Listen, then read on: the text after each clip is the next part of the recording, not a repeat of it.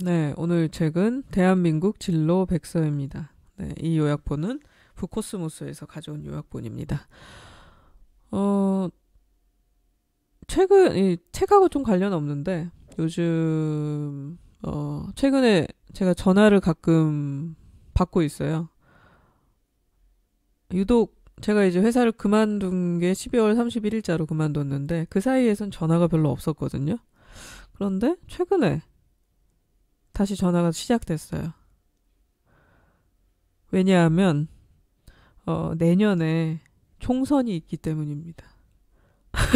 왜 제가 총선하고 관련이 있냐면, 아무래도 기관에 있었기 때문에 기관장을 했어서 그런 것도 좀 있는 것 같고요. 그리고 제가 미디어 계통에 있었잖아요. 그러니까 아무래도 그런 기술적인 부분이나 그런 조언들이 좀 필요한 경우가 있는 것 같아요. 그래서 지금 이제 한 1년 정도 지금 남은 시점이죠. 그러니까 전화들을 좀 하시는 것 같고, 이제 조금 시작되는 것 같습니다. 그러면서 제가 생각했던 게, 유튜브로 컨텐츠를 하나 만들어도 되겠다. 선거에 대한 컨텐츠. 우리나라는 선거가 기본적인 선거는 세 가지죠. 뭐, 대선, 지선, 그리고 내년에 있을, 2020년에 있을 총선. 이렇게 세 가지가 있는데, 뭐, 이런 것도 한번 정리해봐도 괜찮겠다라는 생각을 했어요. 어, 제가 어쨌든 최근에 겪는 요즘의 일입니다. 오늘 책은 아까 말씀드렸듯이 대한민국 진로 백서, 어쩌다 어른이 된 청춘들을 위한 진로 가이드. 좀 젊은 친구들이 좋아할 만한 표지를 갖고 있네요. 깔끔하고 귀여운 일러스트가 그려져 있는 그런 책입니다.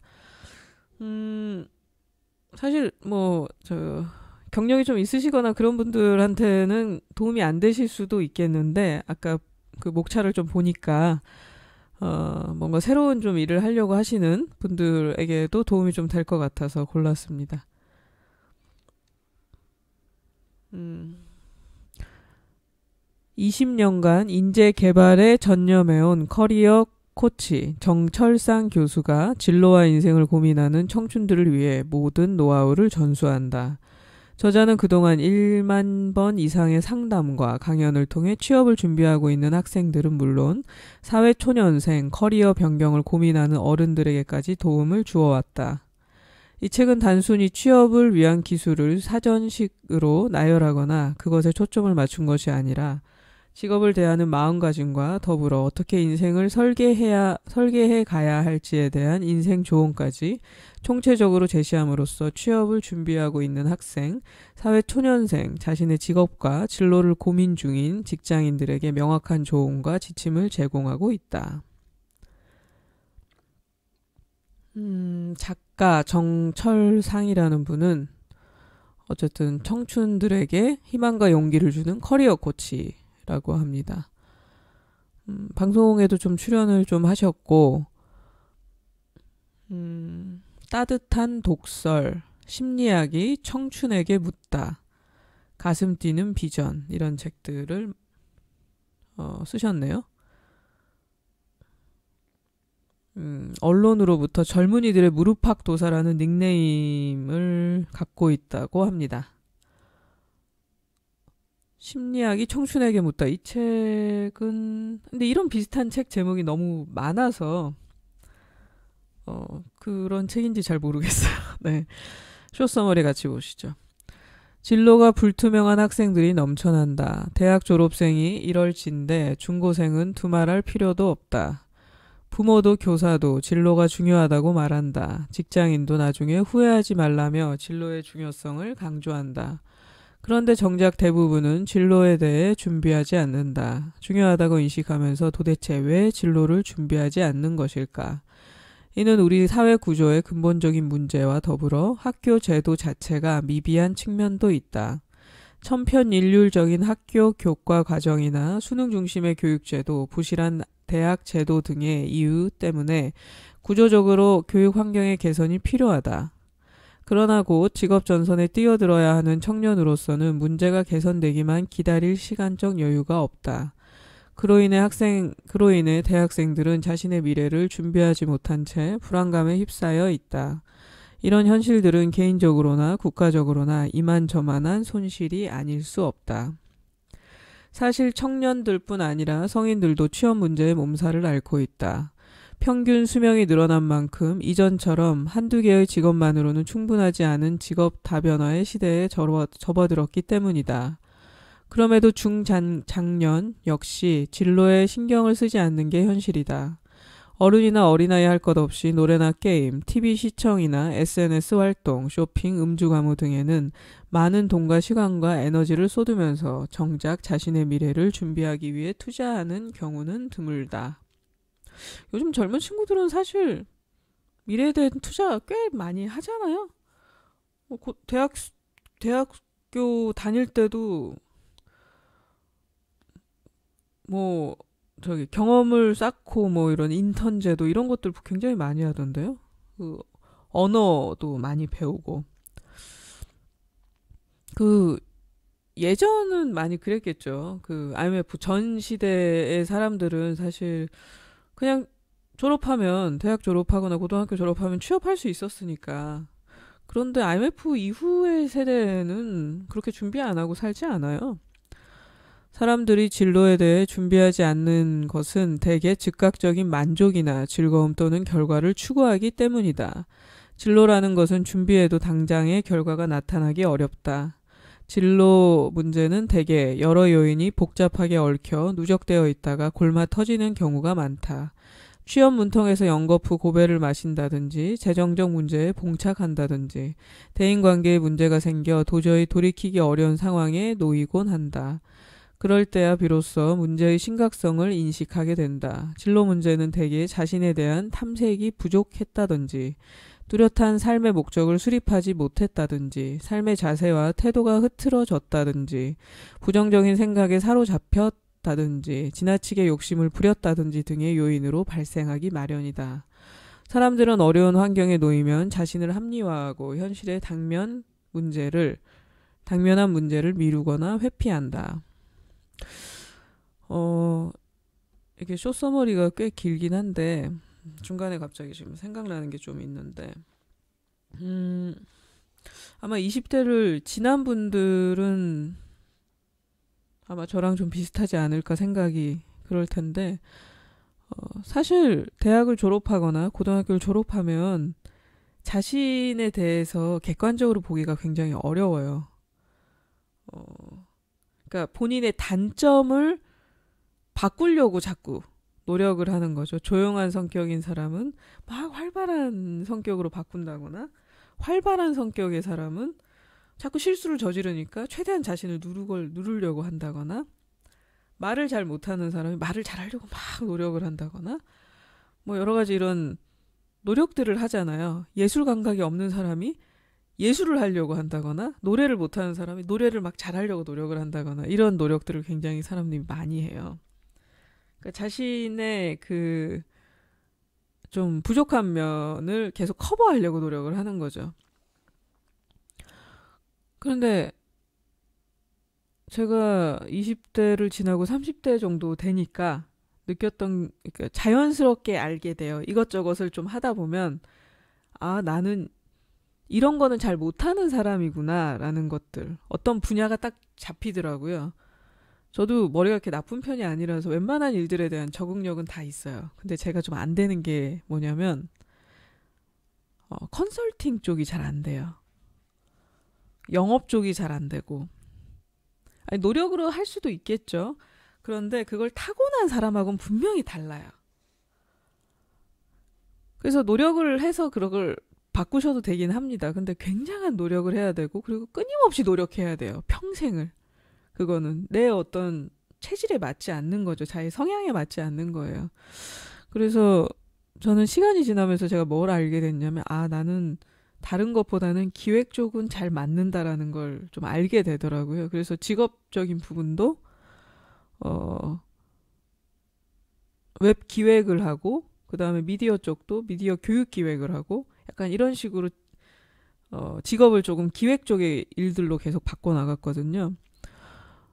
그러니까 실제 20대 때는 잘 모르는 게 맞아요. 왜냐하면 경험이 많지가 않아서 자신에 대해서 잘 모르는 게 맞아요. 그런데 한 30대가 지나고 나서는 이런저런 경험을 해보니 아, 내가 단점이 있는데 예전엔 단점을 막 바꾸려고 노력을 많이 한 거죠. 섬세한 사람이 대범한 사람이 되려고 너무 노력을 한다거나 대범한 사람이 막 섬세해지려고 노력을 한다거나 안 되는 건 안 되는 거예요. 저는 그거 노력할 필요 없다고 생각합니다. 그래서 자신이 잘하는 것을 더 잘할 수 있도록 계속 노력을 해야 인생이 좀 평온한 것 같아요. 뭐 아직까지 네가 지금 뭐 또 저보다 나이 많으신 분들은 네가 아직 어린데 저런 말을 하면 안 되지 그러는데 어쨌든 20대 30대 분들한테 하는 얘기입니다. 이거는. 네, 계속 읽겠습니다. 만일 아니란 태도 때문에 진로 문제가 발생했다면 어떻게 해야 할까? 복잡해 보일 수 있지만 해법은 간단하다. 일단 나쁜 결과를 있는 그대로 받아들이면 된다. 잘못되었다고 느낀 시점부터라도 다시 준비하면 되기 때문이다. 그런데 대다수의 사람들은 현실을 정확히 직시하지 않으려 한다. 심지어 누군가를 비난하고 무의도식하는 어리석음을 반복한다. 그러니 세월이 흘러 나이가 들어도 여전히 제자리를 맴돌게 된다. 그러다 삶의 나락으로 추락하기도 한다. 어떤 문제가 발생했다면 먼저 그 원인이 무엇인지 헤아려보고 기본부터 재점검할 필요가 있다. 또한 문제가 발생한 시점이 오래되었을수록 해결하는 데도 오랜 시간이 걸릴 수 있음을 받아들여야 한다. 시간을 낭비한 죄가 있다면 대가를 치르면 된다. 나의 삶을 조금이라도 의미 있게 사용해 나가면 되기 때문이다.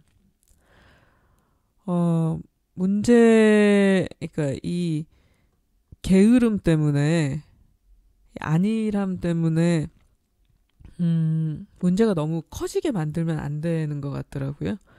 저보다 나이가 좀 많은 분하고 제가 좀 친하게 지냈던 적이 있는데, 그분이 제가 만났을 때 굉장히 좀 힘든 일을 하고 있었어요. 일 자체가 이제 육체적인 노동이 굉장히 들어가는 일인데, 일에 비해서 페이가 너무 적은 일이었죠. 근데 어쨌든 뭐 일이 쉬우니까 페이도 좀 적은 편이겠죠. 육체적인 뭐 어떤 전문성을 띠는 게 아니니까. 근데 그분의 가장 큰 문제는 뭐였냐면, 예전에 이제 IMF 전에 그 대우를 아마 다녔을 거예요. 대우를 다니다가 이제 그때 이제 막 회사가 많은 회사들이 이제 도산을 하고 막 이러면서 그 회사도 이제 망한 거죠. 그때 회사를 나온 거예요. 하청업체였는지는 잘 모르겠어요. 어쨌든 그 회사를 나오게 돼서 그냥 놓은 거죠. 근데 어느 정도 내가 돈이 요만큼 있으니 퇴직금을 받았을 거 아니에요. 대기업이니까. 요만큼 있으니 며칠 어느 정도 몇 달을 놀아야겠다 이렇게 생각해야 되는데 그 개념 없이 그냥 놀고 돈이 다 떨어지니까 대출을 받은 거예요. 대출 받아서 또 2, 3년을 놀았어. 그래서 저는 그분한테 처음 알았어요. 제가 보험 든 거 있잖아요. 보험 대출을 받을 수 있다는 걸. 그러니까 그런 모든 대출들을 다 땡겨서 받은 거예요. 그리고 그냥 만판 놀아버린 거야. 그러니까 그걸 갚느라고 그 적은 월급에 굉장히 힘든 삶을 사는 거예요. 그걸 보면서 사람이 게을러도 어느 정도 게을러야지. 그렇다고 해서 막 여행을 다니고 그런 것도 아니고 그냥 논 거야. 술 먹고 놀고 그냥 이렇게 만판 녹는 거 있잖아요. 아무 생각 없이. 그래서 사람이 게으르는, 좀 열심히 일했으면 좀 쉬는 것도 필요한데 그래도 정도껏 해야지. 그러니까 회복이 잘 안 되는 거예요. 삶 자체가. 계속 읽겠습니다. 스스로 자신의 진로를 개척해 나가겠다는 결단을 내린다면 불운해 보이는 운명조차 뛰어넘을 수 있다. 만약 이런 개인이 늘어난다면 4차 산업혁명으로 패러다임이 바뀌고 있는 이 시기에 국가적으로 한 단계 도약할 수 있는 기회가 될 것이다. 그것이 대한민국이 진로에 힘을 써야 하는 이유다. 사실은 나 역시 그 누구보다 많은 직업적 혼란과 갈등 속에서 살아온 루저였다. 그런 내가 한 분야의 전문가가 되었다는 사실에 가끔은 나조차도 놀라곤 한다. 하지만 평범한 내가 그렇게 모자란 재능을 극복하며 살아왔기 때문에 직업적으로 다변화된 시대를 살아가는 오늘의 청춘들에게 도움이 될 수 있겠다 싶어 나 스스로 익힌 배움을 이 책에 담았다. 딱딱한 이론이나 단순한 취업 스킬 전달보다는 어떻게 인생을 계획하고 준비해 나가야 하는지, 어떤 태도와 마음가짐으로 진로를 설계하고 준비해야 하는지를 제시함으로써 진로 의식을 일깨우고자 노력했다. 자신의 한계를 뛰어넘으려 끊임없이 도전해 나가는 사람이야말로 진정한 인재라 할 수 있다. 우리의 청년들이 자신의 한계를 뛰어넘어 세계의 중심에 우뚝 설 수 있기를 소망한다. 목차가 짧으니까 한번 읽어볼까요? 1강 행복은 의미 있는 목표를 추구하는 과정에 있다. 2강 가슴 뛰는 비전이 성공을 이끈다. 3강 자존감을 높여야 성공할 수 있다. 4강 비즈니스 마인드가 프로페셔널리스트를 만든다. 5강 커리어 포트폴리오로 체계적인 진로 설계하기. 6강 자신만의 고유한 핵심 강점으로 승부하기. 7강 직업 창조 전략으로 직업 선택 뛰어넘기. 8강 효율적인 시간 관리로 목표 달성하기. 9강 미래 명함으로 미래 디자인하기. 요즘에 많이 나오는 자존감 얘기도 있고, 프로페셔널에 관한 부분, 그리고 자신만의 고유한 핵심 강점으로 승부하기. 아까 제가 앞에서 얘기했던 부분이 살짝 있는데, 자신의 강점을 자꾸 이렇게 더 돋보이게 만들어야 된다는 거. 그리고 직업 창조 전략으로 직업 선택하기. 그러니까 직업을 만드시는 분들도 있어요. 직업에 어떤 분들은 다 갖고 있는 건데 직업 명칭을 새롭게 만드는 분도 있는데, 가끔은 그게 좀 부담스럽기도 하더라고요. 그리고 뭐 시간 관리는 항상 나오는 얘기고, 그다음 9강은 미래 명함으로 미래 디자인하기, 뭐 이런 게 있네요. 네, 서머리 하면서 말을 너무 많이 했죠? 네, 이제 본론으로 들어가겠습니다. 가슴 뛰는 비전이 성공을 이끈다. 내 삶을 가슴 뛰게 만드는 비전. 세계적인 베스트셀러 작가 켄 블랜차드는 자신의 저서 비전으로 가슴을 뛰게 하라에서 비전은 자신이 누구이고 어디로 가고 있으며 무엇이 그 여정을 인도할지 아는 것이다라고 말한다. 결국 비전은 자신이 누구인지 아는 정체성, 자신이 어디로 가고 있는지를 아는 방향성, 그리고 무엇이 자기의 삶의 여정을 인도할지를 아는 동기부여를 아는 것이라고 할 수 있다. 정체성, 방향성, 동기부여라고 하네요. 사람은 무엇으로부터 동기를 부여받는가? 자신이 무엇으로부터 동기를 부여받고 있는가라는 질문에 답변하기 위해서는 자신이 언제 자발적으로 움직이는지 알아야 한다. 그러니까 자신의 동기부여 원천을 찾아야 근본적으로 자신을 움직일 수 있다는 말이다. 만일 당신이 리더라면 다른 사람들이 자발적으로 움직이게 하기 위해 그들의 동기부여 요소를 알아야 한다. 동기란 어떤 행동을 하게 만들고 행동을 지속하게 하는 심리적 작용이나 원리를 뜻한다. 동기에는 외재적 동기와 내재적 동기가 있다. 내재적 동기란 대개 눈에 보이지 않는 내부적인 요인들에 의해서 유발되는 동기를 뜻한다. 내재적 동기를 통해 어떤 행동의 과정이나 결과에 스스로 기쁨이나 만족감을 느끼는 경우가 있다. 만약 내재적 동기화가 완료된 학생이라면 학습 활동 자체를 즐기기 때문에 자기 주도적으로 학습에 참여한다. 우리 맨날 듣는 거 주도적 학습. 자기 주도 학습. 이게 내재적 동기가 이제 완료가 돼야 된다는 거죠. 자기 주도 학습 별로 없다는 거죠, 학생들한테는. 이를 직장인에게 대입한다면 월급이나 조건을 떠나 자발적으로 일을 하는 것이라 볼 수 있다. 심리학적으로는 이런 욕구 및 기쁨이나 즐거움을 내재적 동기라 본다. 이에 반해 외재적 동기는 내게 외적인 요인으로 유발되는 것들이다. 누군가로부터 칭찬을 받거나 성적이 오른다거나 자격증을 취득하면 선물이나 보상을 받는 등을 보상 등을 받는 식이 외재적 동기이다. 직장인이라면 월급이나 인센티브 또는 승진과 같은 보상이 이루어질 때 움직이는 동기를 말한다. 그럼 이런 거는 내재적인가요? 외재적인가요? 예를 들어서 이 일을 굉장히 좋아해요. 그래서 열심히 막 일을 했어요. 회사에서. 그런데 어느 날 나는 좋아해서 일을 하긴 했는데 다른 사람은 나보다 반밖에 안 했는데도 똑같은 월급을 받아. 월급은 똑같아. 인센티브도 없어 나한테 더. 그래서 하기가 싫어졌어. 이거는 내재적 동기일까요? 외재적 동기에 의해서 움직인 걸까요? 근데 아무리 내재적 동기가 좋다 하더라도 외재적인 부분이 서포트 돼야 되는 것 같아요. 저는. 아닌 사람들은 위인전에 나와야 되는 사람이라고 생각합니다. 네. 자존감을 높여야 성공할 수 있다. 너 자신을 사랑하라. 직업적 성공을 위한 단 하나의 비밀. 고용노동부에서 운영하는 워크넷을 통해 구직 준비도 검사를 한 후에 그 결과를 보면서 다시 한번 자존감의 중요성을 느낄 수 있었다.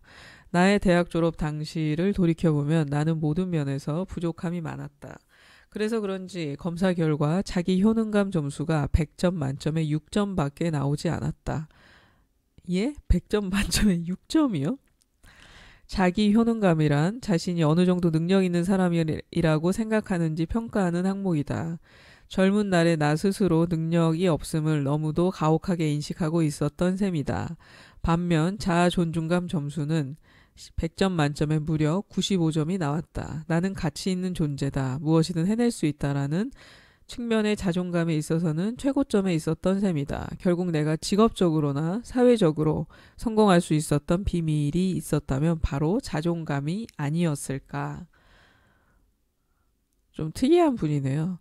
자기 효능감과 자존감은 저는 좀 연결돼 있는, 그냥 읽었을 때는 연결돼 있는 것 같은데, 어쨌든 자기 효능감이란 자신이 어느 정도의 능력 있는 사람이라고 생각하는지, 그거에선 굉장히 자기는 능력이 없다라고 생각을 하는데, 자존감, 내 스스로는 굉장히 가치 있는 존재다 라고 생각을 한대요. 그게 이렇게 분리될 수 있는 사람도 있나 봐요. 예를 들어 요리를 많이 해보지 못한 신혼주부가 전복죽에 도전한다고 하자. 이때 전복죽을 맛있게 만들기 위해 가장 중요한 요소는 무엇일까? 신선한 재료나 레시피 또는 장식이 중요할까? 혹은 배우자의 입맛이 중요할까? 아니면 신혼이니 사람과 같은 심리적 요인이 중요한 것일까? 어떤 게 중요하다고 생각하세요? 분명 여러 가지 요인이 있겠지만 나는 자존감이 중요하다고 믿는다. 물론 처음으로 도전하는 요리라면 걱정스러울 수 있다. 그럼에도 불구하고 비록 처음 만드는 요리지만 잘할 수 있다는 자신감으로 요리에 임해야만 잘 만들 수 있다. 대개 처음 만드는 요리라면 인터넷이나 요리책의 레시피를 보고 따라 만들 것이다. 이때 자존감이 높은 사람은 잘 따라하기만 하면 한 번도 해보지 못한 요리라도 충분히 만들 수 있다는 믿음을 가지고 요리를 시작한다. 그러나 자존감이 낮은 사람은 한 번도 해보지 않은 요리인데 내가 과연 잘할 수 있을까라며 걱정부터 한다. 이처럼 근심과 걱정이 계속되면 맛있는 음식을 만들기 힘들다. 이분이 정말 요리를 어느 정도 해봤는지 모르겠지만 요리는 다른 분야라고 저는 생각해요. 이게 자존감과는. 저도 요리를 많이 해보진 않았지만 예전에 교회를 열심히 다녔을 때 항상 그룹 바이블 전에 요리를 제가 해서 이제 그룹 바이블 오는 제가 가르치는 분들이죠. 그분들을 먹였어요. 교회에서 그렇게 할 수 있는 그 부엌이 있었거든요. 그런데 여전히 저는 자신이 없어요. 그렇게 요리를 긴 시간 동안 한 1년, 2년 정도 일주일에 한 번씩 요리를 만들었어도 여전히 저는 자신이 없어요.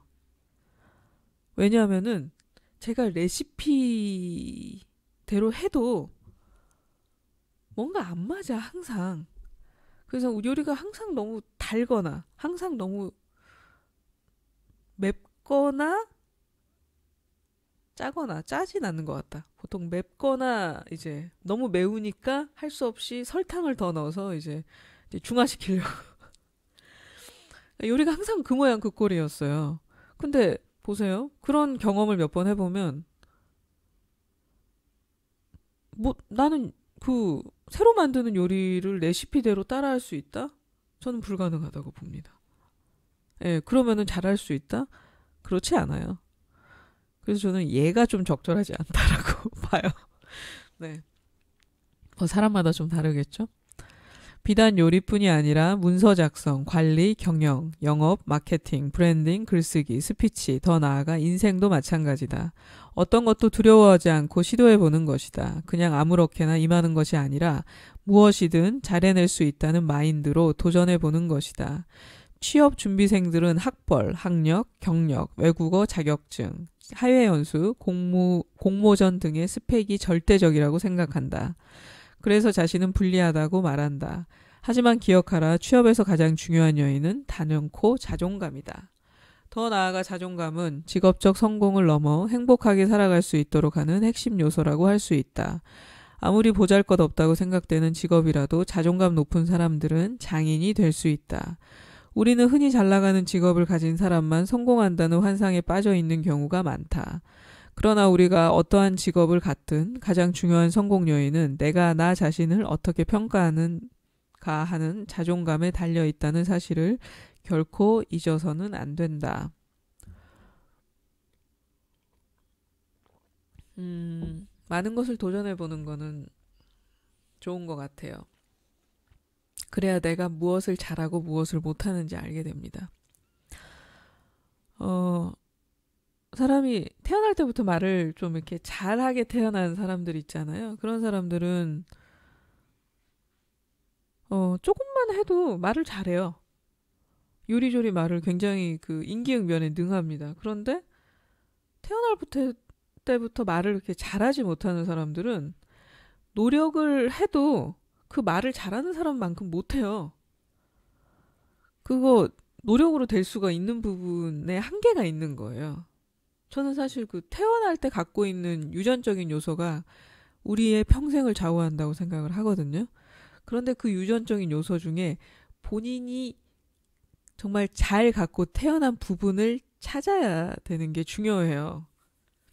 그래서 이것저것 해봐야 됩니다. 그래야 그 실패를 해보면서 그 실패를 통해서 우리가 성장한다고 하잖아요. 그러니까 그런 것들이에요. 이것저것 다 해봐야, 그리고 그걸 20대 때 많이 해봐야 자신이 무엇을 잘하고 못하고가 자연스럽게 알게 됩니다. 비즈니스 마인드가 프로페셔널 리스트를 만든다. 프로에게 배우는 프로페셔널 마인드. 사람들이 같은 일을 하면서 만족감이 서로 다른 이유는 뭘까? 똑같은 직업이나 직장 또는 학교나 전공을 가지고도 왜 우리는 만족하고, 왜 누구는 만족하고 왜 누구는 만족하지 못하는 것일까? 정철상 씨가 펴낸 30번 직업을 바꿔야만 했던 남자를 보면 택시 운전도 프로답게 하는 기사 이야기가 나온다. 외국인에게 방명록 받는 택시기사. 택시를 타다 보면 기본 요금 거리여서 여러 명이 우르르 타기가 민망할 때가 있다. 한 번은 내가 아저씨 가까운 거리예요. 바로 요 앞인데 사람이 4명이나 되는데 괜찮을까요? 하며 택시를 타기 전 양해를 구했다. 이런 경우 대개는 싫은 내색이라도 비치기 마련인데 이 기사분은 물론입니다. 승객이 원한다면 어디든 갑니다. 짧은 거리면 뭐 어떻습니까? 하며 흔쾌히 응답했다. 이에 나는 아저씨는 정말 즐겁게 일하시는군요 라고 말하며 택시에 올랐다. 그러자 아저씨는 왜 즐겁지 않습니까? 저는 즐겁기만 한걸요 라고 화답했다. 그러면서 자신의 낡은 방명록을 꺼내 자랑했다.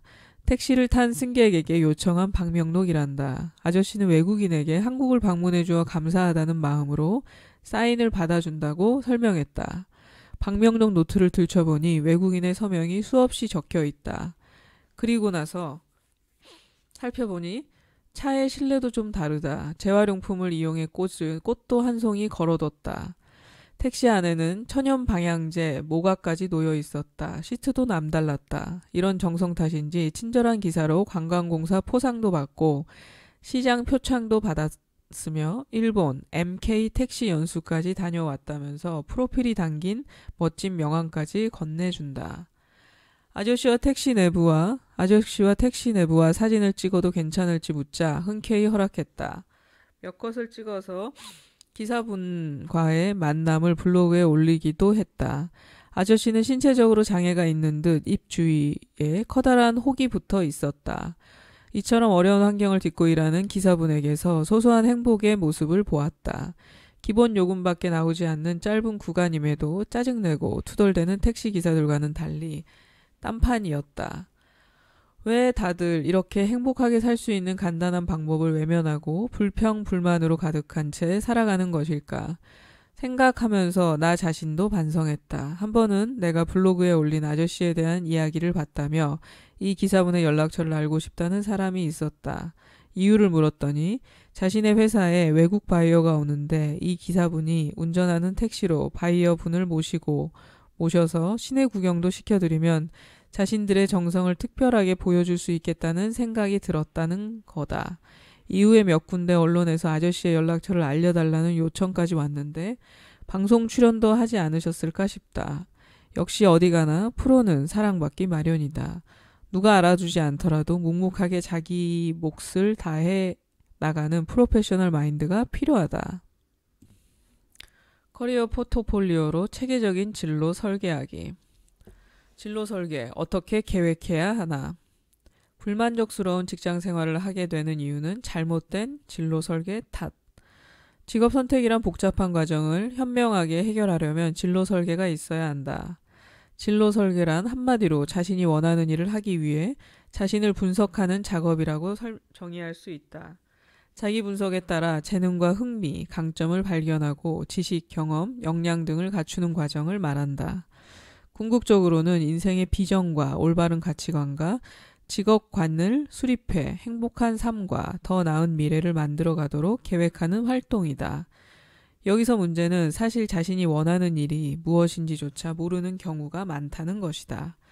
일반적으로 학교를 졸업한 후 자신의 형편에 맞춰 직업을 선택하는 경우가 많기 때문이다.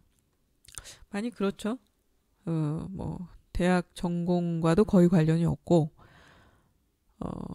그냥 자신의 형편에 맞춰서 직업을 선택을 하는 경우가 많죠. 한 조사에 따르면 대학생 중 전공에 만족하지 못한다는 학생이 52%이고 전공에 만족한다는 학생은 17%에 불과하다고 한다. 이렇게 불만족 수치가 높다 보니 직업 역시 불만족스러운 선택을 하게 될까봐 두려워하게 되는 것이다. 자신에게 적합한 직업을 선택하기 위해서는 어떻게 해야 할까? 우선 자신을 잘 알아야 한다. 그러기 위해서는 자신을 좀 더 세밀하게 분석할 필요가 있다. 자신이 어떤 일을 잘할 수 있을지, 무엇을 원하는지, 어떤 성향의 사람인지 등의 질문을 통해 내면을 분석하고 외적인 역량도 분석해야 한다. 그렇게 해서 한 가지 직업만 염두에 두기보다는 가능한 서너 가지 정도의 예비 직업을 염두에 둬야 한다. 융통성 없는 한 가지 직업만 고집하는 것도 문제가 될 수 있다. 어떤 일을 잘하는지, 그리고 무엇을 원하는지, 그리고 내가 어떤 성향의 사람인지를 생각해서 한 가지 말고 한 두세 가지 정도를 염두에 두면서 준비를 해야 한다는 거죠. 그렇다고 많은 직업을 모두 가지고 싶다는 지나친 낙관성도 문제가 될 수 있다. 하고 싶은 몇 가지 직업으로 선택을 좁혀야만 거기에 따라 필요한 공부에 집중하고 희망하는 직업에서 요구하는 능력이나 역량도 쌓아나갈 수 있다. 이런 자기 분석에 따라 재능과 흥미와 강점을 발견하는 것이다.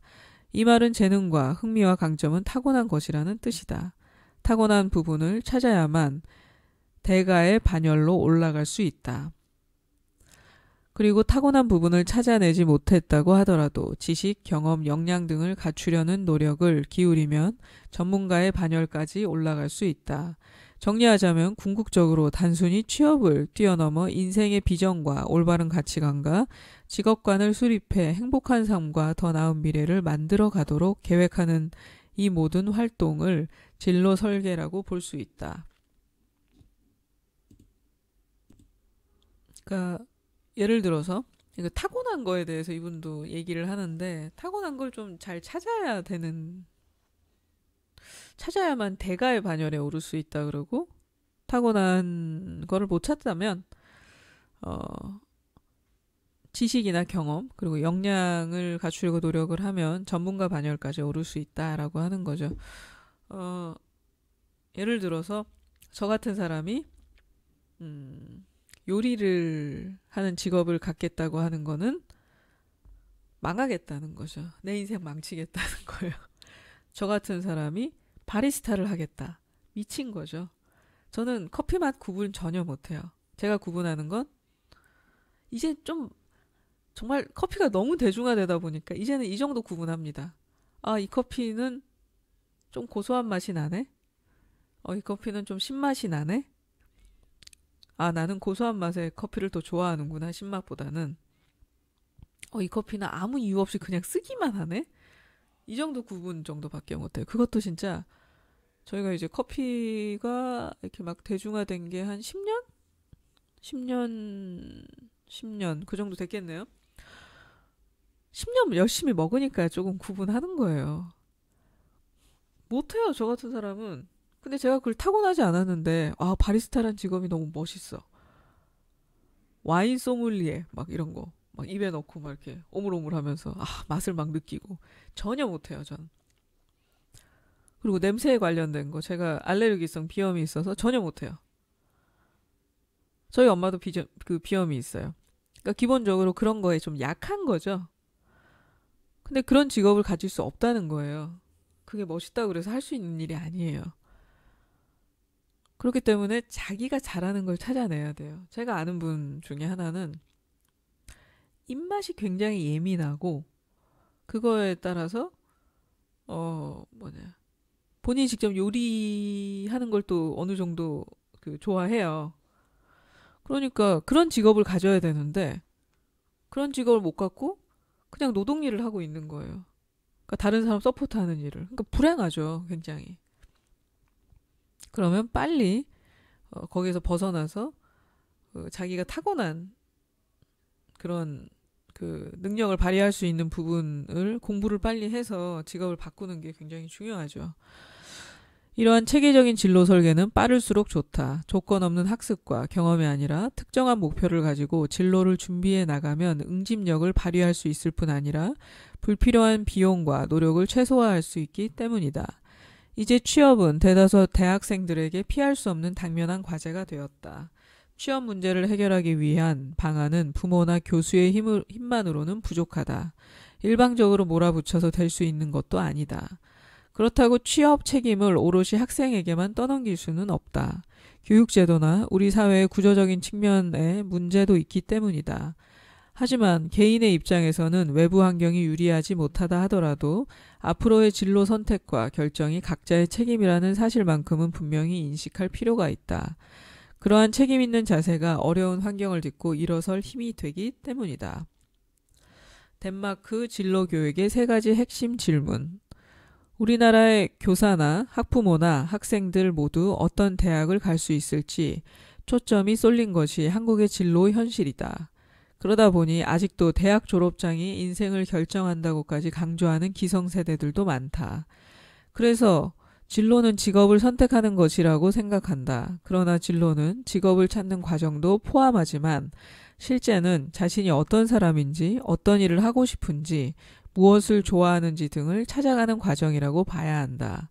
그런 면에서 덴마크의 진로교육은 한국과 사뭇 다르다. 이들의 핵심 질문은 어느 대학에 진학하느냐, 어떤 직업을 찾느냐가 아니라 자신의 진로를 찾기 위해 초등학생부터 대학생이 되기까지 일관되게 다음 3가지 질문을 던진다. 첫째, 나는 누구인가? 둘째, 나는 무엇을 원하는가? 셋째, 나는 무엇을 잘하는가? 덴마크 사람들은 어린 시절부터 끊임없이 자신을 탐색할 수 있도록 스스로 질문한다. 학생들에게 수업 현장에서부터 적극적으로 자기 탐색 환경을 조성해준 덕분이다. 그런데 우리는 정작 대학을 나오고 직장을 다니면서 그제야 질문을 던지는 사람들이 많다. 나는 무엇을 원하는가? 내가 인생에서 원하고 바라는 것은 무엇인가?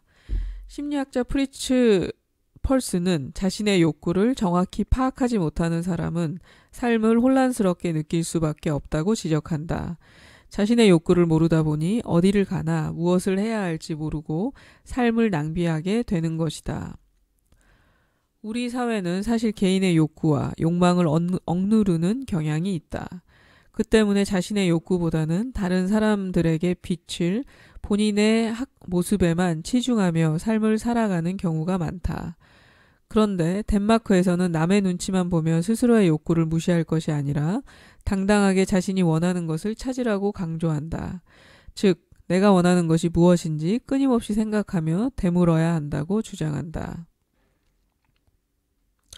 한국의 학생들에게 강점이 뭐냐고 물으면 대부분 잘 모른다고 답한다.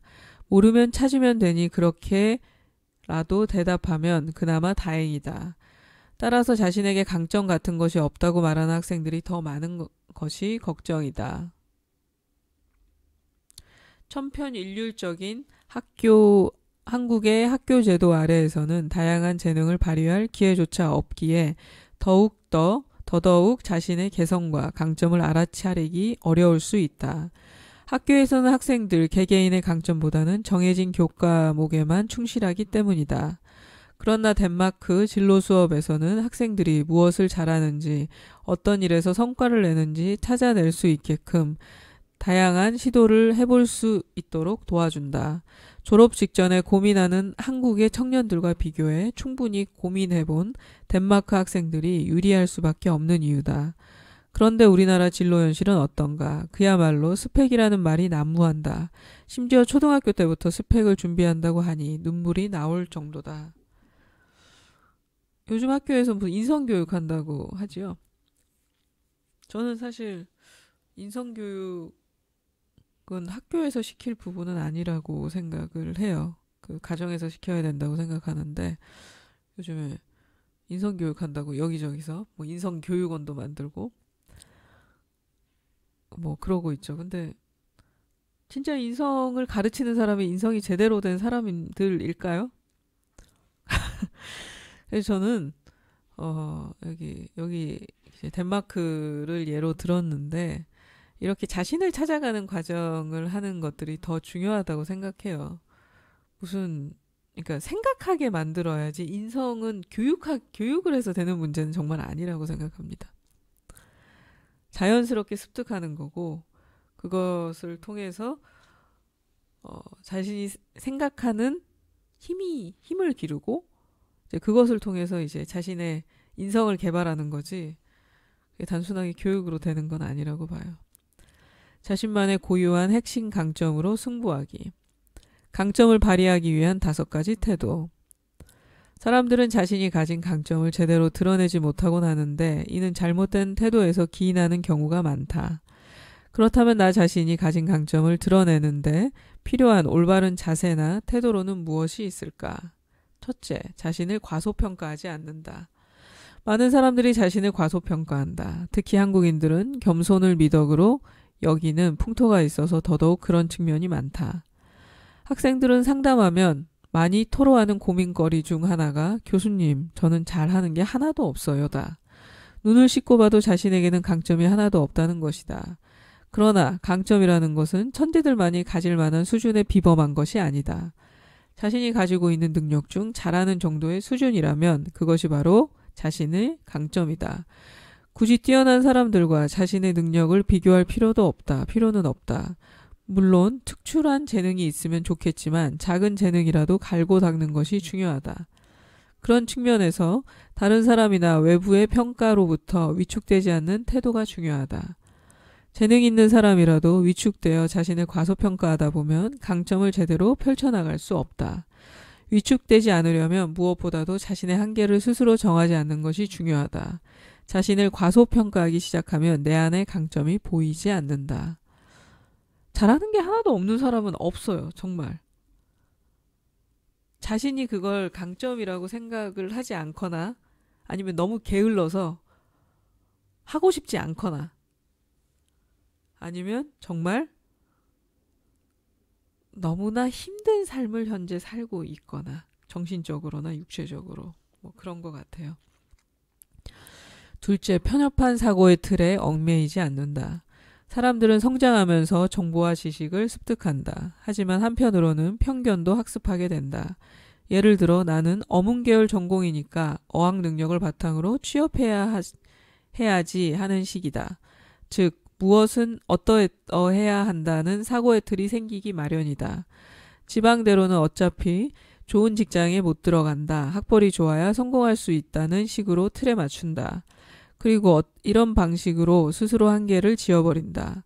이런 식으로 틀에 갇혀 자신의 강점을 발휘하려는 시도조차 못하는 경우가 많다. 자신의 강점을 찾고 싶다면 경직된 사고의 틀을 깨트리는 것이 무엇보다 중요하다. 누가 말했죠? 아침형 인간이 좋은 거는 한 가지밖에 없다. 나 아침형 인간이야 라고 자랑할 수 있는 거. 그러니까 사람들이 아침형 인간이 되기가 힘들어하니까 뭐 아침에 일어나면 뭐가 좋고 뭐 자기 시간을 가질 수 있고 뭐 이런 게 좋다. 그런데 이제 저녁형 인간들 중에 한 분이 제 기억에는 유튜브에서 본 것 같아요. 외국 분이었던 것 같은데 아침형 인간이라고 해서 좋은 거는 아침형 인간이라고 자랑하는 거. 그거 한 가지밖에 없다고 하는데 근데 실제 아침에 일어나면 좀 개인 시간을 가질 수 있어서 좋기는 해요. 그거는 좀 좋은 점인 것 같은데 이것도 마찬가지죠. 좋은 대학교에 나와서 좋은 데 취직할 수 있겠죠. 뭐 삼성이나 뭐 LG나 이런 데 취직하는데 좀 더 편안한 거 할 수는 있을 수 있어요. 근데 그렇다고 해서 성공하는 삶과는 전혀 또 관련은 없거든요. 그래서 이것도 비슷한 것 같아요. 좋은 대학을 나오면은 본인이 자랑거리가 하나 더 있다 정도의 차이 아닐까 싶네요. 성공하는 거랑은 전혀 관련은 없어요. 셋째, 어떤 일이든 직접 부닥쳐 본다. 직접 부닥쳐 보지 않고는 자신의 감정을 제대로 평가받지 못할 수 있다. 자신이 어떤 분야에 능력이 있는지 가늠하기조차 어려울 수 있는 평범한 20대 청년이 공작 기계를 잘 다룰 수 있을지 누가 알았겠는가. CNC뱅크의 배종외 대표는 젊은 날 선방 가공 분야 기능공으로 공작 기계 전문 업체에 입사했다고 한다. 공작 기계에 대해 잘 몰랐지만 어릴 때부터 손재주가 좋았기 때문에 무작정 부닥쳐 보았다고 한다. 그렇게 30여 년간 도전한 끝에 컴퓨터 응용 가공 직종에서 2017년 대한민국 명장으로 선정되었다. 극단 맥의 이정남 대표는 대학 입시에서 계속 낙방하다가 삼수생 때 우연히 인연극 줄당기기 아르바이트를 접하게 되었다. 그 작은 인연을 놓치지 않고 대학에 입학한 후 연극 동아리를 만들어 급기야 최고의 연극단을 운영하는 대표가 되었다. 부닥쳐 보지 않고 어떻게 자신에게 영업력이 있는지, 요리에 재능이 있는지, 자동차 설계 능력이 있는지 알 수 있겠는가. 어릴 때부터 어떤 일이든 다양하게 이걸 자꾸 부닥쳐라고 여기서 썼는지 모르고 보통 부딪혀라고 하지 않나요? 근데 어쨌든 이분은 부닥쳐라는 표현 썼습니다. 부닥쳐 봐야 한다. 그러다가 뜻하지 않게 자신이 강점을 지닌 분야를 찾을 수 있다. 많은 사람들이 무엇을 할지 고민하는지 정작 고민보다 더 중요한 것은 행동하는 것이다. 하기 싫은 일조차 하다 보면 흥미가 생길 수 있기 때문이다. 자신의 강점을 찾고 싶다면 좋든 싫든 일단 부닥쳐 보자. 넷째, 한 분야를 집요하게 파고든다. 사실 타고난 재능이 있는 사람들이 있다. 그러나 이런 사람들은 극소수다. 그리고 그렇게 천재적인 재능을 가진 사람들조차 성공하지는 못한다. 사실 대부분의 사람들은 재능이 그리 특별하지 않다. 전문가라고 하는 사람들을 보면 재능보다는 오랜 시간 경험과 노하우가 축적되어 강점으로 나타나는 경우가 많다. 대부분의 일은 오랜 경험이 축적될수록 실력이 늘기 마련이다. 그래서 하나를 집요하게 파고들 필요가 있다. 아무리 보잘것없어 보이는 분야라도 집요하게 파고들면 그 분야에서 다른 사람이 갖지 못한 차별점을 확보할 수 있다. 강점을 찾고 싶다면 적어도 10년은 집요하게 파고들겠다는 각오를 다져보자. 아니, 10년도 부족하다. 20, 30년이 필요할 수 있다.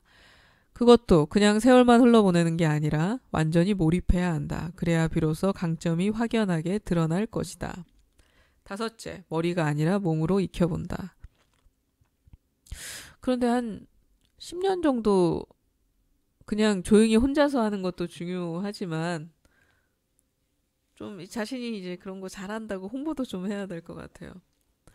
5째, 머리가 아니라 몸으로 익혀본다. 특강에 들어갈 때 내가 학생들에게 종종 던지는 질문이다. 여러분, 수영을 잘할 수 있는 방법으로는 무엇이 있을까요? 그러면 학생들은 물을 두려워하지 말아야 한다. 호흡을 잘해야 한다. 몸에 힘을 빼야 한다 등의 대답을 내놓는다. 이렇듯 사람들은 수영하는 방법을 잘 알고 있다. 그러나 과연 이런 지식과 이론만으로 수영을 잘할 수 있을까? 물론 어느 정도 도움이 되긴 한다. 하지만 그렇게 말할처럼 쉽게 되진 않는다는 사실을 잘 알 것이다. 이론만으로는 몸과 마음이 따로 놀기 마련이다. 머리가 아니라 몸으로 익혀야 진정으로 수영을 할 수 있다. 배움을 구할 때는 머리로 배우려고 해서는 안 된다. 상대의 훈수가 이해되지 않더라도 몸으로 배우고 익히고 경험해보며 반복해 보는 것이 무엇보다 중요하다. 인생의 성공 방정식은 간단하다. 그저 행동하면 된다. 한번 행동하고 그치는 것이 아니라 행하고 또 행하는 것이다. 머리로 배우려 하지 말고 온몸으로 직접 체득하려는 노력이 가장 중요하다. 직업 창조 전략으로 직업 선택 뛰어넘기. 새로운 직업을 창조하는 5가지 방법. 창직, 잡 크리에이션이라고 하네요. 창직이란 직업을 창조하는 것을 말한다. 자기 고유의 재능과 적성, 흥미, 지식, 경험, 전공, 역량, 재능, 가치, 취미, 트렌드, 환경 등을 활용해 기존의 직업을 변형하거나 새로운 직업이나 직무를 창조하는 것을 말한다. 창직할 수 있는 방법은 여러 가지가 있겠지만 크게 세분화, 융합화, 가치화, 산업화, 유희화, 전략 등을 들 수 있다. 세분화란 하나의 직업을 여러 갈래로 나누는 것을 말한다. 기존 직업을 여러 갈래로 나누어 틈새 직업을 찾아내 특화하거나 전문화해서 새로운 직업을 만들어내는 방식이다. 세분화된 틈새를 파고들어 전문화의 니치의 니치, 그러니까 초니치 마켓을 선점하는 것이다.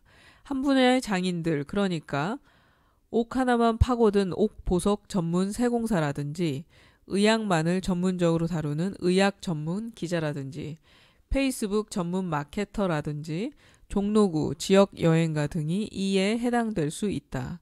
예를 들어 컴퓨터가 등장하기 전에 프로그래머라는 직업이 없었다. 그러나 컴퓨터 기술이 발달하면서 가정마다 개인용 PC가 보급됐고 프로그래머들이 하나둘 늘어났다. 그 후 인터넷이 발달하면서 프로그래머라는 직업이 변화가 일어났다. 단순 컴퓨터 프로그래머에서 윈도우 프로그래머, 자바 프로그래머, 리눅스 프로그래머 등으로 직업이 세분화되어 확대됐다. 더 나아가 데이터베이스 관리자, 네트워크 관리자, IT 컨설턴트 등의 새로운 직업이 계속 생겨났다. 웹에 이어 휴대전화가 발달하자 새로운 IT 프로그래머들이 등장했고 스마트폰이 나오자 앱 개발자 등의 새로운 프로그래머와 관련 직업들이 속속 나타났다. 그렇게 전문화된 신생 직업이 속출하면서 해당 분야는 계속 확대됐다. 동시에 과거의 오래된 기술만 가지고 새로운 변화에 적응하지 못한 사람들은 흡수되거나 통합되고 대부분 사라졌다. 저도 IT 계통에 있었어서 이 발달 단계는 압니다. 이제 졸업하고 나서 제가 IT 계통에 있었잖아요. 원래는 웹 기획자라는 직업은 없었어요. 처음에 이제 시작된 거는 웹 프로그래머와 디자이너 이렇게 분야가 있었고 그러다 보니까 웹마스터라고 애매한 프로그래밍도 하고 디자인도 슬쩍 할 수 있는 웹마스터라는 직업도 잠시 이제 합쳐지는 그 직업도 있었어요. 그런데 점점 하다 보니까 기획이 중요성을 알게 된 거죠. 그래서 웹 기획자 중에 프로그래머 출신 기획자들이 생겼고 웹 디자이너 출신의 기획자들이 생겼어요. 그러니까 조금 더 발전되면서 세분화되기 시작하는 거죠, 일들이. 그래서 예전에는 프로그래머랑 디자이너만 일을 하다가 이제 기획자가 생겨서 기획자 이렇게 3명이서 일을 하게 된 거죠. 프로그래머도 아까 얘기했듯이 뭐 윈도우, 자바, 뭐 나중에는 우리 그 모바일 프로그램 하는 쪽이 또 따로 생겼죠. 스마트폰 프로그램 쪽이. 그리고 또 앱 프로그래머도 생겼고. 위의 예를 참고로 직업인으로서 살아가야 하는 우리는 어떤 직업을 선택하는 것이 좋을까? 기존 직업인과는 달라야 한다. 당신이 희망하는 분야를 이미 선점한 전문가들이 반드시 있을 것이기 때문이다. 이들과 어떻게 차별화를 이끌어내느냐에 따라 취업뿐 아니라 경력 성장이 좌우된다고 봐야 한다. 그러니까 디자이너가 되겠다, 강사가 되겠다, 마케터가 되겠다고 뭉뚱그려 말해서는 안 된다. 스포츠 의류 디자이너가 되겠다. 이공계 여대생 전문 강사가 되겠다. 이공계 여대생 전문 강사는 뭐예요? 페이스북을 활용한 마케터가 되겠다는 식으로 초점을 세분화해야 한다. 그러니까 조금 더 자기가 하고 싶은 일을 세분화시켜야 된다는 거죠. 촬영도 카메라를 들고 영상 촬영하는 사람들, 캠코더가 있다가 지금은 드론 촬영하는 또 분야가 새로 생겼어요. 그래서 드론 촬영만 전문적으로 하시는 분들이 또 있어요. 이걸 다 하시는 분들도 있겠지만. 융합화란 자기가 가지고 있는 재능과 역량을 다른 분야의 직업과 새롭게 결합하는 것이다. 요즘은 서로 다른 사업 간, 서비스 간의 융합이 대세다.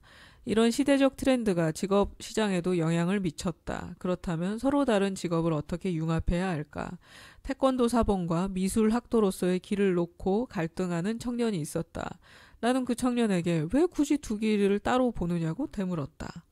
그리고 두 길을 융합해서 볼 수도 있지 않느냐고 제안했다. 그러니까 아이들에게 태권도를 가르치면서 자기 그림으로 도장을 미술관처럼 꾸밀 수도 있다는 이야기였다. 이건 조금 억지스럽지 않나요? 더 나아가 태권도 수업과 미술치료 수업 등을 병행한다거나 아니면 야간에는 디자이너로서 활동하는 방법도 고려해 볼 수 있다고 조언했다. 현재 그는 평일에는 디자이너로서 활동하고 주말에는 태권도 사범으로 활동하고 있다. 그리고 10년 이내에 자신만의 도장을 설립하는 것을 목표로 열심히 일하고 있다. 이거는 조금 너무 다른 거잖아요. 태권도는 몸을 쓰는 거고, 얘는 미술도 몸을 쓰기는 하지만 약간 좀 너무 다른 분야인데, 저 같은 경우는 IT 계통에 있어서 웬만큼 컴퓨터 돌아가는 것과 인터넷 돌아가는 것들을 잘 알아요. 무슨 얘기를 누가 하면은, 지금은 IT 계통 오래 떠나 있었지만, 대충은 이제 기초적인 것들은 다 아는 거죠. 그런데, 전 또 영상을 또 해요. 영상 관련, 미디어 관련 일들을 해서 유튜브가 처음에 나왔을 때 사실은 좀 더 제가 빨리 진출을 했으면은 더 유명해졌겠지만 그때는 이제 일을 하느라고 좀 정신이 없었어서 근데 IT 계통과 영상이 접목되는 게 사실 유튜브거든요. 그리고 기획적인 부분도 굉장히 중요하고 이렇게 합칠 수 있는 분야가 생긴다는 거죠. 이처럼 기존 직업에 자신의 흥미나 관심사, 새로운 산업기술을 접목해 새로운 형태의 직업을 만들어낼 수도 있다. 실제로도 이런 융합화는 정치, 경제, 사회, 문화, 기업 전반에 걸쳐 일어나고 있다. 직업 분야에서도 융합화를 잘 해내면 똑같은 직업을 가지더라도 기존 직업인들과는 차별화된 모습을 끌어낼 수 있다. 자신의 꿈, 장점, 흥미, 적성, 전공, 재능, 능력, 취미, 지식, 기술, 태도 등을 바탕으로 새로운 직업을 어떻게 창조할 것인지, 어떻게 하면 다른 사람들과 차별화된 직업인으로서 살아갈 수 있을지 고민해보자. 부디 어떤 하나만 선택해야 한다는 생각, 진로의 방향은 하나뿐이라는 생각의 오류를 범하지 말자. 길은 얼마든지 열려 있다. 가치화는 새로운 직업 창조를 위해 자기 일에 의미와 가치를 부여하는 것이다. 현실에 함몰되지 않고 끊임없이 더 나은 직업적 가치를 추구하는 방식이라고도 볼 수 있다. 많은 직장인들이 내가 이 일을 꼭 해야 하는 것인가, 무언가 좀 더 의미 있는 일을 해야 하지 않을까라며 고민한다. 그러다 어느 날 홧김에 사표를 던지곤 한다. 명확한 목표나 비전 없이 사표를 쓸 경우 이후 다른 직장에 들어가더라도 예전과 똑같이 고민하면서 어찌할 바를 모른다. 사표를 쓰더라도 계획을 세우고 목적을 가지고 사표를 내는 사람은 다르다. 의미공학연구소의 유재천 대표가 그렇다. 그는 대기업을 다니다가 어느 날 사표를 냈다. 그는 나름대로 준비를 하고 있었다. 무엇보다 무엇을 위해, 변화를 위해 부지런히 공부하고 있었다. 다양한 부류의 사람들을 만나서 사회에 대한 관심을 기울여 오고 있었다고. 그러다 보니 사표를 쓰고 나와서도 2개의 커피숍을 운영하면서 의미공학 연구소도 설립할 수 있었다. 게다가 석사학위도 취득하고 2권의 책도 집필하면서 방송과 강연 활동까지 하며 더 의미 있는 일을 하려고 맹렬히 활동하고 있다. 또 다른 직업 가치화의 대표적인 모델로 한비아 씨를 꼽을 수 있다. 그녀는 홍보회사 직원에서 세계 여행가로, 오지 탐험가에서 긴급 구호 활동가로, 또 베스트셀러 저자로 활동하며 더 나은 가치를 따라 새로운 삶을 모색해 왔다. 물론 많은 사람에게 알려진 대중적인 인물만 가치화의 모델로 되는 건 아니다. 그 사람을 바라보는 시선에 따라 전혀 다른 평가할 수도 있기 때문이다. 중요한 건 실제로 자기 일에 스스로 의미를 부여해야만 주위 사람들로부터 인정받는 것이다. 어쩌면 타인의 인정은 그다지 중요하지 않을 수 있다. 자기 내면에서 우러나는 자기 인정이 오히려 더 중요하기 때문이다. 산업화. 산업화는 산업이 발달하면서 끊임없이 새로운 직업이 생겨나기도 하고 기존 직업이 사라지기도 한다는 점에서 착안한 직업 창조 전략이다. 즉 빠르게 변화하는 산업 환경에서 시대적인 요구나 기술의 발달로 인해 새롭게 생성되는 직업군을 찾는 방법이다. 시대적 요구와 산업기술의 흐름을 읽으면서 어떤 직업이 생성될 것인지 예측하는 것이 핵심이다. 한 가지 예를 살펴보자. 쓰레기 처리 문제는 아주 오래전부터 중요성이 언급되었으나 그것의 활용성에 대해 알려진 건 그리 오래되지 않았다. 그런데 현재는 단순히 폐품을 활용하는 수준을 넘어 디자인과 유용성을 가미한 매력적인 상품들이 만들어지고 있다. 이런 리자인, 그러니까 리사이클과 디자인의 합성어를 하네요. 리자인 분야의 선두주자로 미국의 싱크대 생산기업 베트라조를 들 수 있다. 이전까지 깨진 유리 조각이나 유리병들은 세정과 소독 과정을 거쳐 재활용되곤 했다. 하지만 재사용을 위해 유리를 녹이는 과정에서 이산화탄소가 배출되고 에너지 소모가 많아 자연에 유해한 영향을 끼친다는 점이 문제였다. 문제점은 알지만 마땅한 대책이 없었기에 대다수의 재활용 업체가 이 점을 쉽게 간과해왔다. 한동안 이런 식의 재활용 방식을 벗어나기 어려웠다. 그런데 베트라조가 전혀 새로운 방식으로 재활용 제품을 개발했다. 베트라조는 유리병이나 폐유리를 녹이는 대신 아주 잘게 부순 다음 시멘트 등을 적절히 배합해 친환경 제품으로 탈바꿈시켰다. 그 덕분에 싱크대는 천연 대리석만큼이나 단단해졌고 여기에 세련된 디자인을 더해 주목받고 있다. 저는 이거 몰랐네요.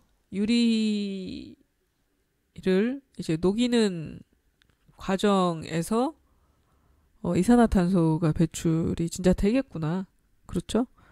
그게 이제 또 다른 자연에 유해한 그런 일을 계속 하는 거죠. 그런데 베트라조라는 회사는 그거를 아주 잘게 부숴서 시멘트와 배합을 해서 굉장히 단단한 그런 어떤 물질을 만들었다는 거죠. 이런 작업을 하는 사람을 리자이너라 부른다. 단순 재활용 제품을 뛰어넘어 최대한 자연에 유해하지 않으면서도 디자인적 감각을 살린 제품을 만드는 사람을 지칭하는 것이다. 한국에는 아직 이 같은 방식이 도입되지 않았다.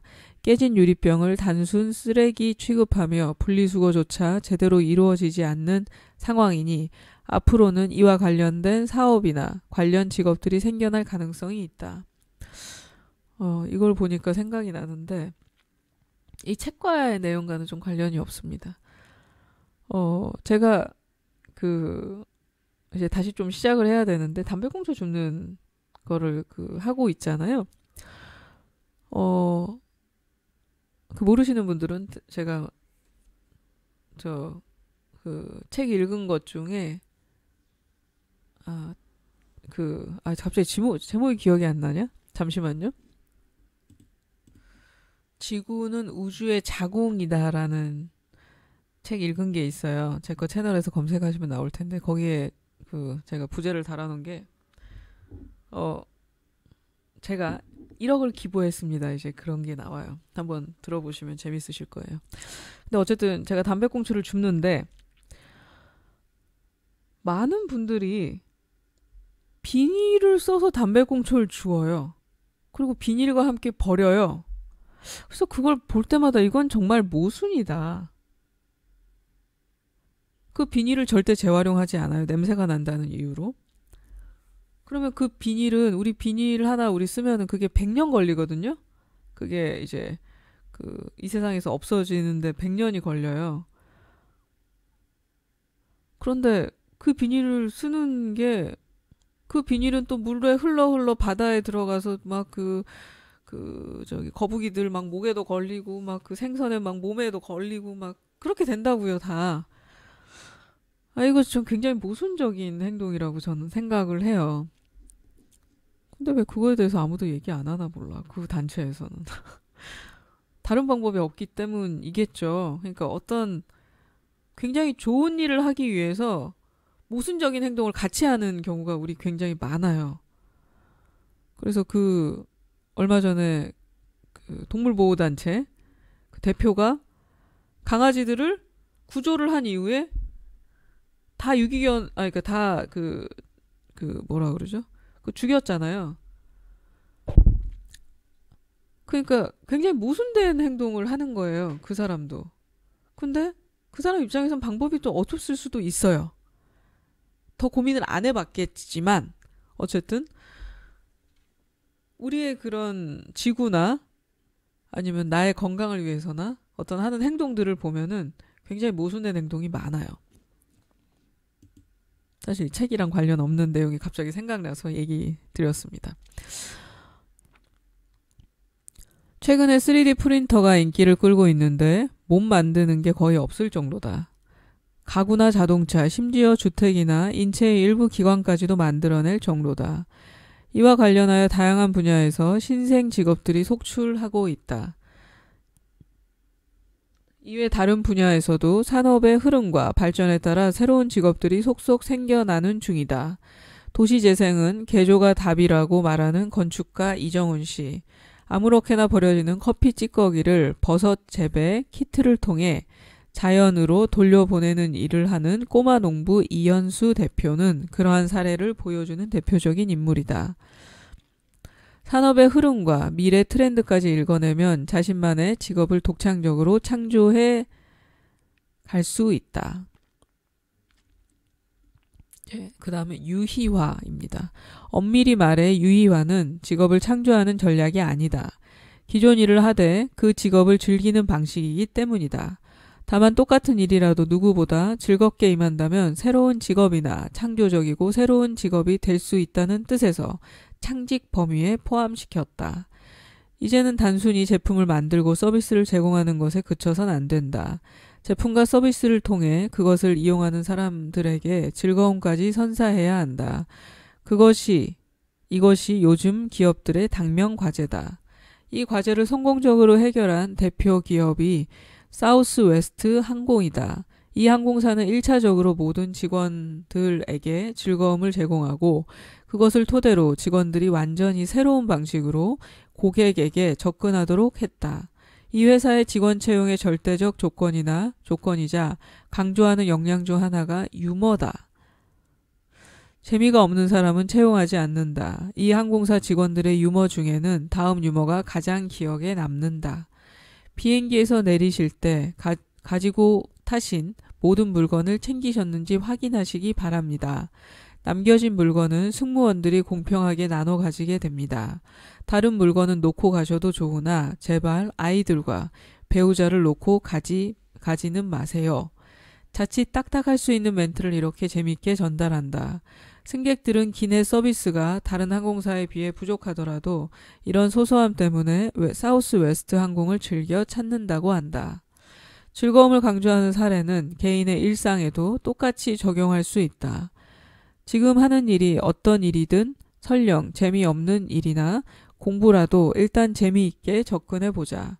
많은 사람이 이 일은 재미없는 것이라 여기지만 유의화에 성공한 사람들은 어떤 직업을 가지고 있어도 즐겁게 임한다. 내가 30대 초반에 직장 생활을 할 때 만났던 중국집 청년이 떠오른다. 그는 언제나 흥겹게 콧노래를 불렀다. 행복한 짜장면 배달 왔어요 라고 외치며 사무실에 들어서곤 했다. 만나는 사람을 즐겁게 만드는 힘이 있는 해맑은 청년. 그런 사람을 보면서 어떻게 반가운 미소를 띠지 않을 수 있겠는가. 만일 자신의 일이 재미없게 느껴진다면 위의 중국집 청년을 떠올려보자. 자신은 어떤 방식으로 재미있게 일에 임해볼까. 고민해보자. 우리 사회에 이런 분들이 많아질수록 모두가 보다 행복해질 수 있지 않겠는가. 그런 만큼 조금만 더 즐겁고 재미있게 내 삶을 임해보자. 유의어에 필요한 태도는 긍정성, 낙천성, 적극적 마인드, 보람 추구, 공익성, 유머 감각 등이다. 이런 태도가 바탕이 되면 어떤 일이든 만족스럽게 행할 수 있다. 일자리 창출 방법은 그리 멀리 있지 않다. 오로지 마음먹기에 달렸다. 네, 본 도서는 북코스모스에서 요약본을 갖고 온 겁니다. 북코스모스 요약본 굉장히 좋아요. 여러분도 근데 이거 유료예요. 그래서 1년인가? 저는 1년 해서 이제 유료로 이제 받아보는데 좀 관심 있으신 분들은 해도 좋을 것 같아요. 제가 추천하는 게 두 가지예요. 북코스모스의 요약본 회원이 되는 것 하나와 리디북스의 셀렉트인가요?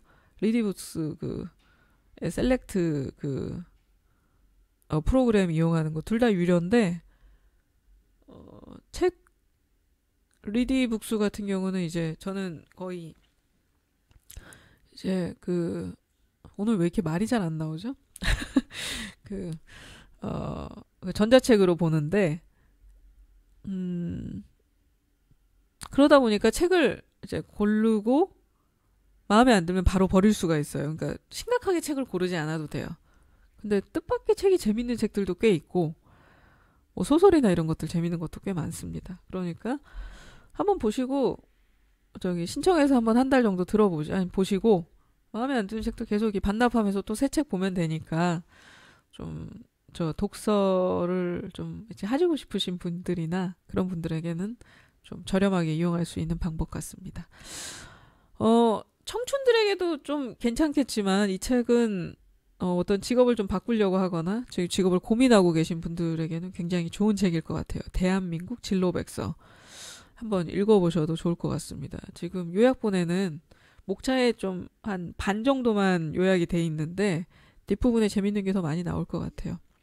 네, 여기까지입니다. 감사합니다.